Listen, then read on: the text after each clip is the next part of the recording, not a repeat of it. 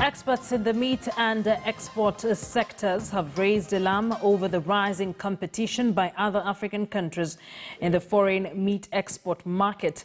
Kenya is ceding ground to new entrants in the foreign meat market like Botswana, Namibia and Ethiopia.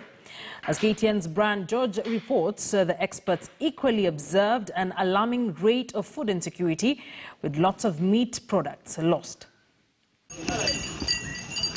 Kenya is losing ground in the meat export market to new entrants, a factor that may lock it out of the market, with most importers often looking to scale up imports from single sources to ensure consistency and quality. You remember Kenya Meat Commission used to export a lot. They used to export canned beef. And then something just happened and here we are. And this basically was as a result of lack of government focus, disinvestment in the sector, and failure to acknowledge market trends. As a result, we became less globally competitive. Experts now pointing to the lack of supportive legislation.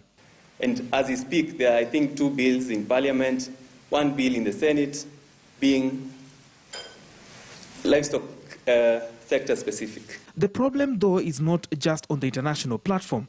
Closer home, there is a great food insecurity in the country. Statistics from the Kenya Market Trust show that Kenya has the second largest reserves of livestock in Africa, but remains a net importer of meat. Majority of Kenya's meat is produced in arid and semi-arid lands, which form 80% of Kenya's landmass. Livestock is the mainstay of 90% of about 10 million people living in these areas. Sadly, there is no documentation of the amount of meat produced from these areas that accounts for even more losses. A Kenya Market Trust report shows livestock mortality losses stand at 50% from birth to sale. That is further complemented by 14% post-harvest losses due to inefficient logistics.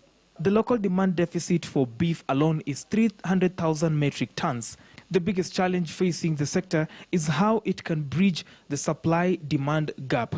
Brian George, KTN News, Nairobi.